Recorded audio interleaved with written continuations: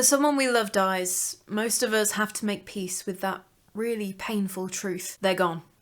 We can't reach them, and they can't reach us. But every now and then, someone out there has an experience that makes them question all of that. A familiar face in a fogged up window, an impossible phone call, an empty coffee cup that proved that you weren't imagining things. This is a collection of stories from real people, and every single one of them leaves you asking the same question. Was that my imagination? Or was that someone who simply wasn't finished looking after me yet?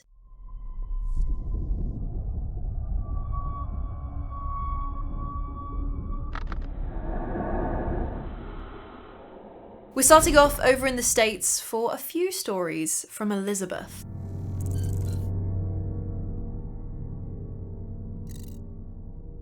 I live in southeastern Virginia in the United States. You know, Yorktown, Jamestown, Williamsburg, Lost Colony to our south, all that foundational history. So when I say things where I've grown up are old, I mean by American standards, not European ones.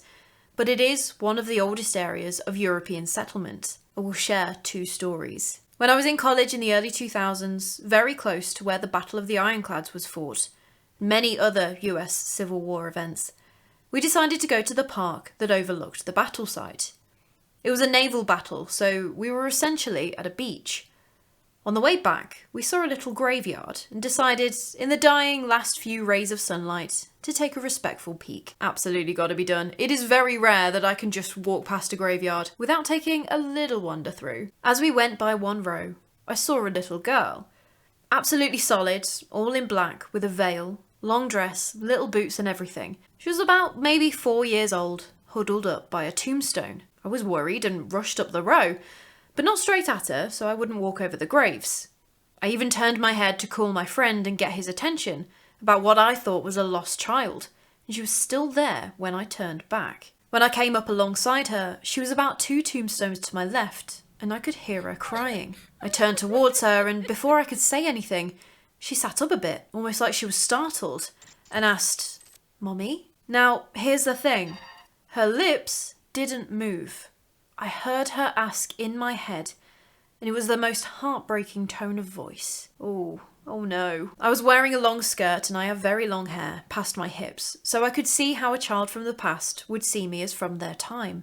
I realised that what I was seeing wasn't real, and I just had this sense of gravity being too strong or something, almost like I was going to faint. Her eyes were also strange, almost silvery, not glowing, not creepy, almost like mirrors. Very shiny behind her little veil. As I stood there, frozen, with no idea how I could help, almost overwhelmed by the heartbreak I realised I was feeling from her, my friend came rushing over. He was sensitive to things and saw her too, and gently brought me out of it, although I don't really remember how.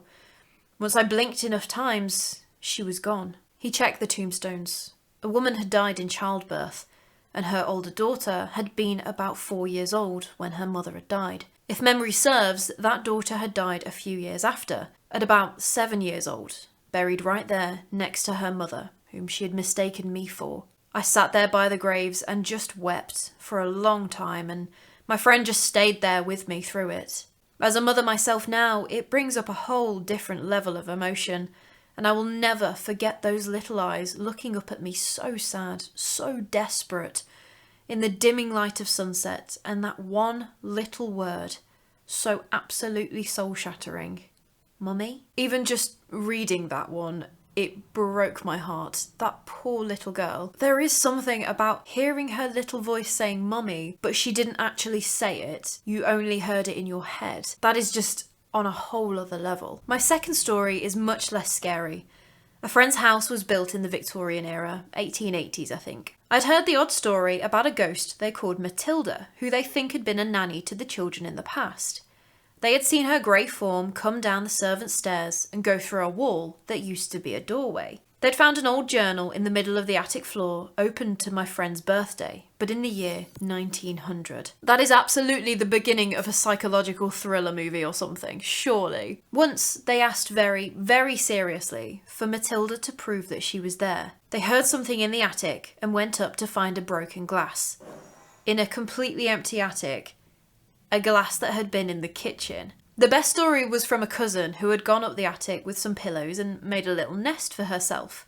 She fell asleep reading and woke up to Matilda, old lady bonnet, nightgown and all, in her face, shaking her by the shoulders. Terrified, she ran downstairs, but before she could tell anyone, there was a huge crash. A large tree branch had gone through the window, landing right where the cousin had been sleeping. Initially, I was about to be mad at Matilda, but what an absolute legend! Still looking after the children all of these years later. She deserves a pay rise. My personal encounter in the house happened the night before Easter when I was 11, so mid-1990s. We went over to decorate Easter eggs. My friend and I went to the front porch to wait for her dad to come home. While we were waiting, I decided I wanted to go around the back and look at the carriage house. From the side yard, I heard her dad come home. Car door shut, their voices greeting each other, but I couldn't see them because of the hedge. About halfway through the yard, I just froze. I felt like I wasn't supposed to be there, that someone was watching me. Something. I looked up to the left at the house and I saw what looked like someone holding a white sheet in a second-story window, like they were folding it. I could see the indentations at the top where someone would hold it. Again, this was at that kind of golden hour when the sun was going, but it was still up. I felt that feeling that I was seeing something that shouldn't be happening. I ran my mental checklist. Oh, it must be her mom, or it's a trick of the setting sun. Only to realise that the only two other people on the property were out front, and I could hear them. The sheet just moved to the side. Didn't vaporise or disappear, just moved away. And I went racing around to tell my friend and her dad. They just smiled and nodded and said it was unusual for her to be on the second floor. So you've potentially just seen Matilda folding the laundry. I love how nonchalant the family were about it though. That's when you know you've got a good ghost right there. We went about our business for the evening, but the ghosts of the house weren't done yet. When we were in the kitchen dyeing the eggs, my friend went to say something to her dad.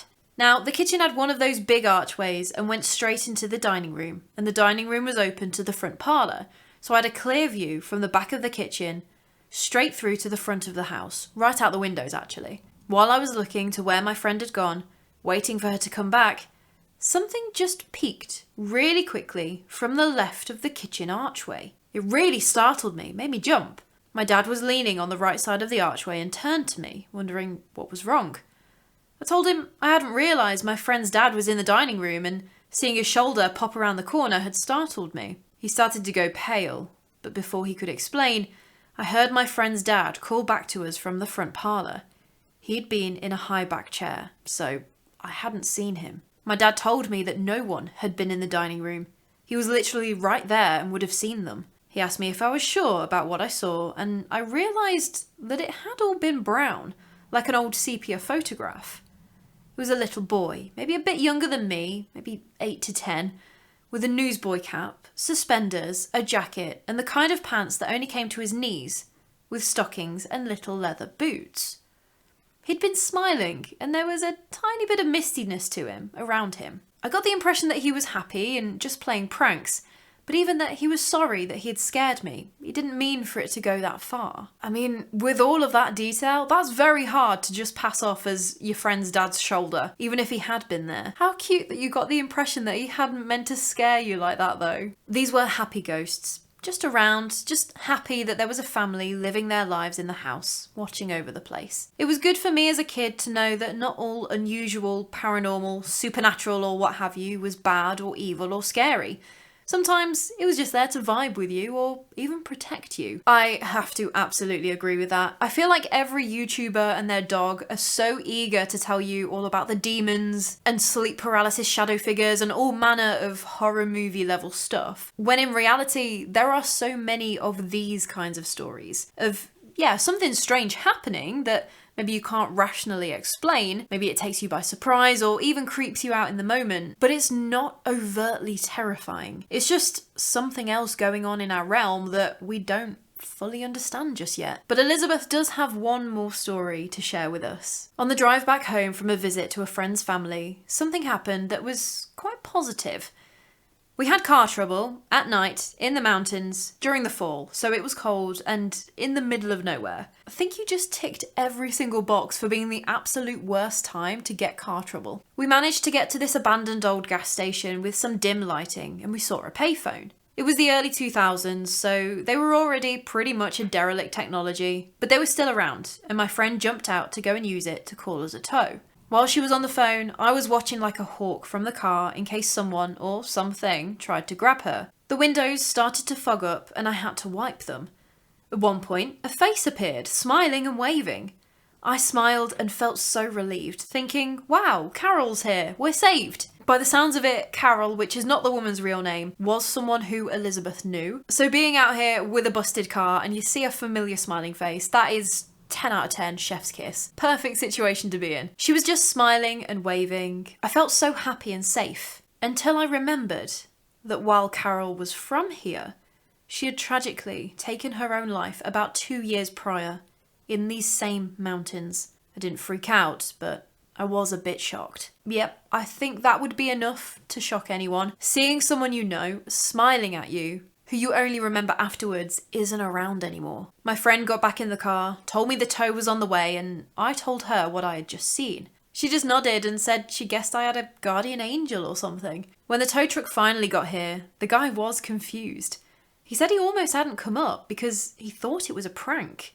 We asked him why he would think that. We were cold, hungry, in the dark, and we would have been in real trouble if he hadn't come. He explained that there wasn't any power up here, and he wasn't sure how we'd seen the station. It wasn't until then that we realised that the lights had gone off when we were in the car waiting.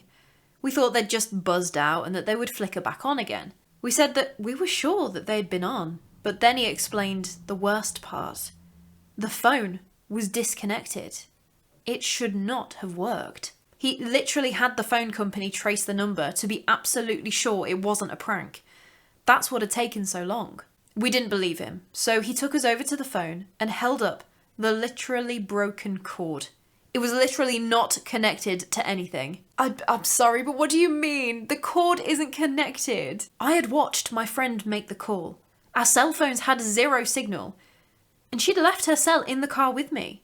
There is absolutely no physical, natural way that call should have gone through. And yet it did. And I am positive it is because of Carol. She'd been a close family friend, like an aunt to me and like a sister to my mother. I am absolutely certain that she was not going to let anything happen to me, especially not on her home turf. The tow truck driver corroborated everything. The lack of power, the lack of phone service, everything. He was just as creeped out as we were and wanted out of there as fast as possible. He got us towed to a decent, safe hotel, got the car to a good garage, and in the morning, the cabbie who took us to the garage got us a hot breakfast and talked the mechanic into only charging us for parts. We were 18-year-old girls, nearly broke, and just trying to get home. We really had some guardian angels on that trip, both human and otherworldly. I actually have goosebumps from that one. Not only is there no power at an abandoned petrol station, but the phone physically isn't connected. And yet the call went through. All I can imagine in my head is that Carol was wandering about the mountains, doing whatever she was doing, and then spotted you and your friend in trouble and was like, hang on, wait, I can help. How unbelievably sweet. But this next story from Rob takes us a little closer to home.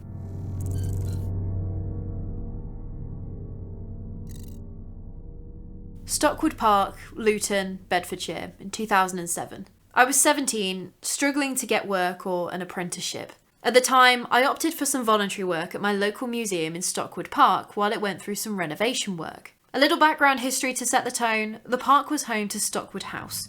2 iterations, I believe, both now demolished, but the foundations are both still there. The old stables and part of the old house remain standing and are part of the older section of what is now called Stockwood Discovery Centre. I have had family work there who've had their fair share of stories to tell, and it's a bit of a local legend for hauntings. But this is mine, and after this, I will share a little more to what I've heard from these family members. So, the 17-year-old me decided to volunteer for some restoration work on the museum's collection of old carriages, and then some renovation work on the old stables section where this story takes place. Haunted stables, sign me all the way up. I am still that strange horse girl from primary school. Every school had at least one. I was told to paint the walls of the old shop, which is connected to the old stables, but is one of the more modern buildings on site. It was being converted from a shop into some rentable office space, so quite a lot of work had taken place, but some sections still needed tidying up. I was on my own with a pot of paint, a brush, and a stepladder in a hallway section leading from the stables to the main office section. I believe this part is the hallway leading to the old house, which has now been demolished. Anyway, the motion sensor lights keep coming on and off further down the hallway and into the ground floor of the offices.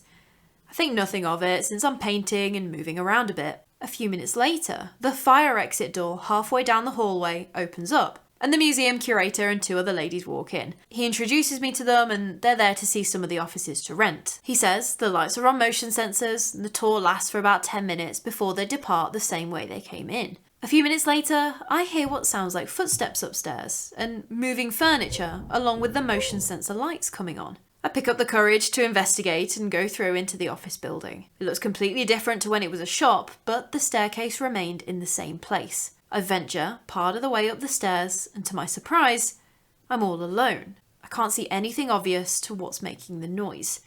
I'm quite shaken by this, so I go back to my painting. Yep, you've gained the intel. You now know that you are most definitely in this building alone. Fantastic. Then I hear the same shuffling and furniture moving around.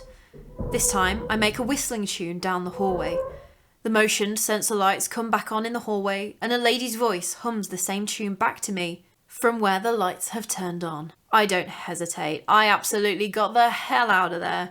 I took the ladder with me though and ran all the way up into the construction offices. I spoke to a member of staff about what just happened, and his reply was, "Oh, you've met her then?" with a massive smile on his face. To this day, it still sends shivers down my spine. Oh wow, she just wanted to lift your spirits. Pun intended. Bit of whistle while you work. The history part. This part of the old house used to be a children's polio hospital back in the 1950s. It's said to be haunted by the ghost of a young woman. No idea who she is or her connection to the house. But it was said that when it was a children's hospital and a child got really ill, as in the doctors feared the worst, they'd always see her sitting on the edge of the bed. Now, the nice thing is that when this happened, the child always made a full recovery. Almost like a guardian angel type spirit. Allegedly. I was wondering where that story was going to go there for a second, but that is so heartwarming to hear. The kids made a full recovery. When it was a shop, my family member worked there, and from what she told us as kids, they would always watch things fall from the shelves or things being moved without anyone there. They always worked when the shop closed to the public in pairs, as it was said that if you worked alone, you'd be scratched or your hair pulled.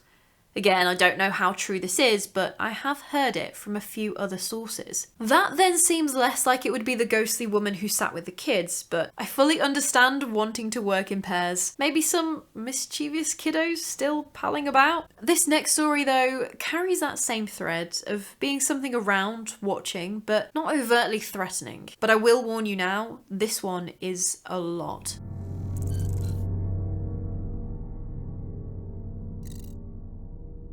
In April 1973, I was 12. I lived with my parents and younger sister. It was not a happy home.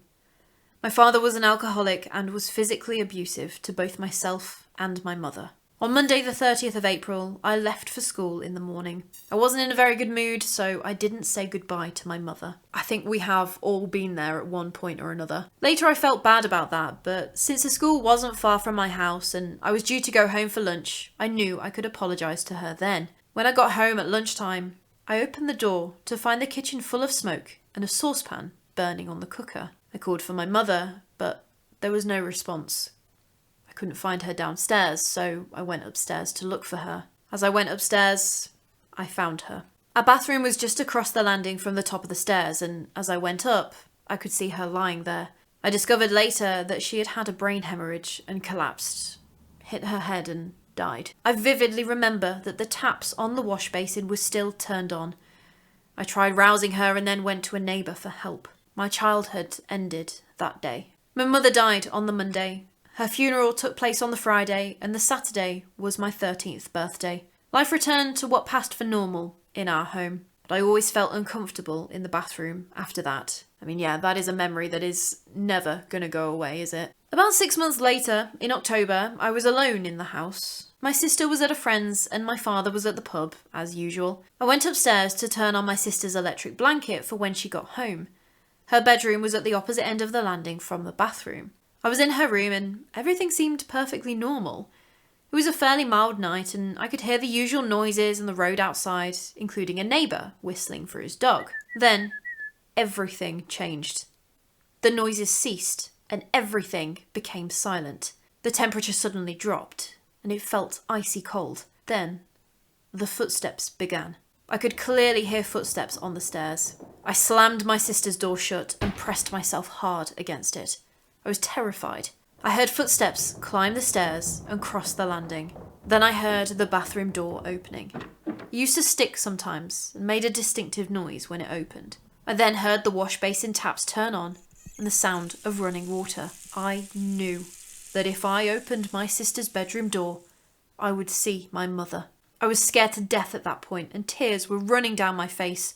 All I could do was say loudly, "Mum, please go, please." He was 13 years old. He's lost his mum 6 months ago. He's now alone in the house and he's told his mum to go. I just don't have words for that. Suddenly, everything changed. The temperature rose, the noises stopped, and I could hear normal sounds from outside again. After a few minutes, I threw my sister's bedroom door open and ran as fast as I could across the landing, which initially meant running towards the bathroom, which I didn't really want to do. I went down the stairs and into the lounge, where I shut the door and turned on all the lights and the television, and didn't move from that room until someone came home again. When my sister came home and went to get ready for bed, she asked me why I'd left the wash basin taps running in the bathroom. Oh, so they had actually been turned on and were running, just like they had been. Oh no. I never told any of my family about what happened that night. Over the years, I barely told more than a handful of people about it. And neither did I tell anyone about what happened a couple of nights later. I was at home alone again, but this time neither my sister or father would return until morning. I was in bed when I heard someone knocking on the front door. Worried in case it might be something important, I got up, turned all the lights on, and opened the front door. Now this is where the story becomes weird. To this day, I still don't know if this really happened or if it was a dream. Standing in the open doorway was my mother. She appeared as solid and real as anyone, but I did notice how well she looked, really healthy and beautiful. I was very surprised to see her, but not frightened. I remember asking her to come in, as you do, and we went into the lounge. We both sat down and my mother said that she was sorry that she'd scared me the other night. That hadn't been her intention. She said that she was worried about me and had just wanted to make sure that I was okay. I assured her that I was and we were coping. She then said, "I want to come back. I want to be there for you and look after you. Please let me come back."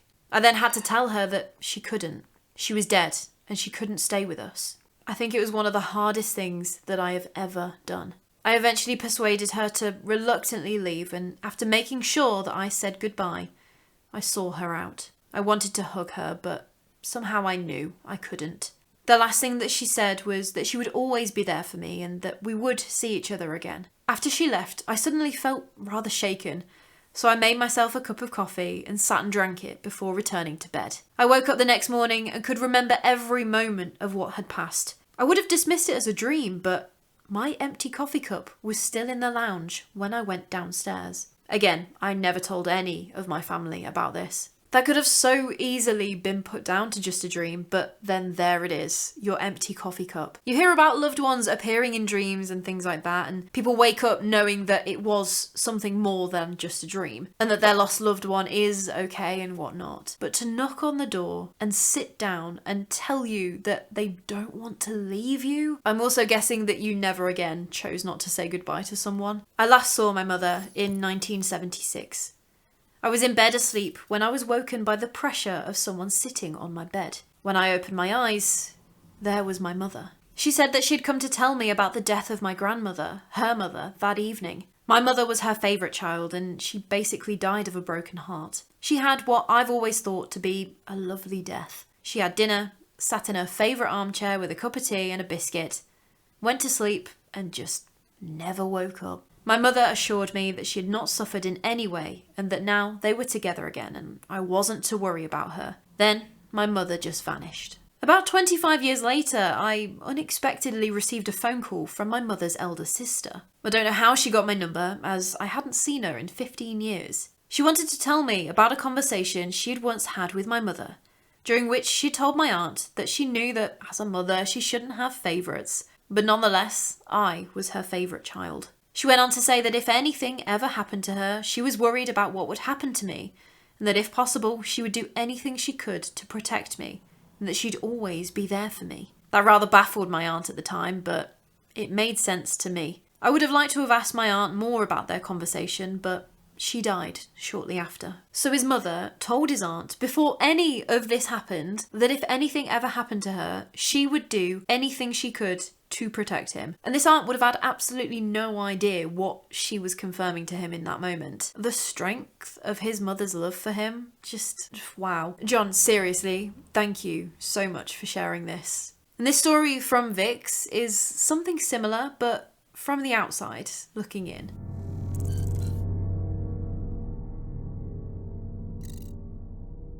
It started in the early 2000s, in an ordinary 1960s semi with red brick walls and creaky floorboards. Still, the kind of house that you wouldn't expect to have a story. My friend's daughter had suffered a brain aneurysm, suddenly. Their house, that had once been busy and warm, immediately turned tense. The first thing we noticed was the door. The front door just opened, and then it closed. There was no wind to blow a draft, and there was no one there to open it. But after that, things began. So there was no one that you could see coming through the door, but something possibly moving in. One afternoon, I was on the phone to my friend. She was upset because she'd lost her credit card and had been searching everywhere. As she was worrying, saying, "I've looked all over," there was a massive bang. A deafening crash came from the kitchen. She walked in slowly. There, in the centre of the kitchen floor, perfectly placed as though set down deliberately, was the missing credit card. Nothing else had been disturbed, no drawers had been opened, doors, anything like that. Just the card. But then what had made that bang? Had something just found the bank card and put it down and then smacked a cupboard to get her attention or something? Another day, another phone call with my friend. And again, bang. This time it came from the dining room.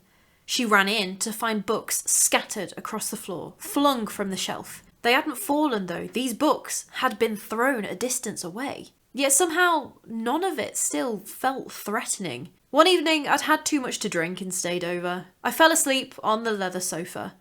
At some point in the night I awoke. Not fully, but enough to know that I wasn't alone. Oh yes, that groggy, semi-sleep state. And if you've been drinking, all you can think about is getting some water, but also you can't be bothered to actually get up. The eternal struggle. All of a sudden, something entered the room. I couldn't see it clearly, but I felt the weight shift in the leather beside me, that soft, unmistakable creak of someone sitting down. I felt them, just watching me, but similar to my friend, didn't feel menacing, just this presence. Then there were the footsteps. My friend's daughter had a nurse visiting regularly. One afternoon, the nurse and I were downstairs when we heard steady footsteps pacing upstairs. The nurse stopped mid-sentence. "Who's in?" she asked. "No one," we said to her. "Just the ghost." Always a fantastic answer to someone new. She laughed nervously, but before she left, she needed the toilet.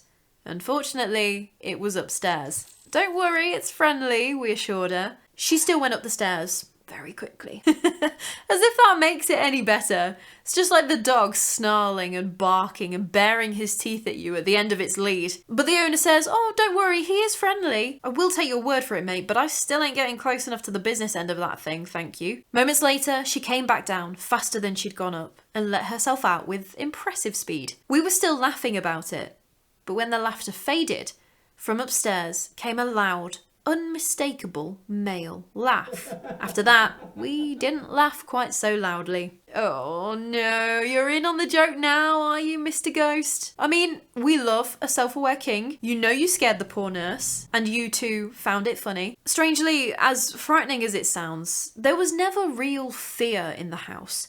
It was more like a presence standing guard during this crisis that my friend's family was going through. Then, after the doctors successfully glued the aneurysm and there was no longer fear of another bleed, something changed. One day, the back door opened and then it closed. And that was it. No more bangs, footsteps, even unaccounted for laughter. It all stopped. The visitor had seemingly left, and the house went back to just being a house. That has got to be some sort of loved one, right? Or just your appointed paranormal support caseworker. It would be very interesting to know if the daughter ever experienced anything while she was recovering, or anyone else in the house too. But that is very strange. Lets himself in when the sugar honey iced tea hits the fan, stays, shouts boo, gets a couple of laughs, and then leaves when the crisis is over. Just job done. Wow. But I have to say an absolutely massive thank you to Elizabeth, Rob, John, and Vix for sending in their stories. I think every single one of these stories is gonna stay with me for some reason or another. I can't stop saying it, but wow. But tell me, do you believe that these were guardians? Loved ones who hadn't quite finished looking out for their family? Were they something else entirely? I do find it harder to be frightened by the ones that are clearly just trying to help in their own strange and unusual way. But in all seriousness, there is something incredibly comforting about a presence that shows up during your worst moments, or just even as reassurance that they are still around. And if you have a story that you'd like to share, an instance where you had a loved one visit, or just something else that you couldn't explain, I would love to hear about it and possibly feature it on the channel. So please do email me at hello@don'tscareclaire.com or use the Google form pinned in the comment section and the description. I truly cannot wait to hear from you. But anyway, if you enjoyed this collection of ghost stories as told to me by the real people who experienced them, then please do like the video. And if you enjoy hearing stories like this, make sure you subscribe. I chat about the history behind the mystery as well as first-hand witness accounts every week. But anyway, that is all from me today. Go and get a drink of water. Keep yourself hydrated, please. I cannot wait to chat with you more about the morbid, mysterious and macabre. So until next time, sleep safe. Oh dear. Oh, I'm sorry. Was that your ear? Bean has a bit of a dodgy ear. We keep on having to clean it out, but she keeps on itching it, so she doesn't like people touching it. She's a bit head shy, but she's also a cuddle bug, so have to take the rough with the smooth, I'm afraid, kiddo.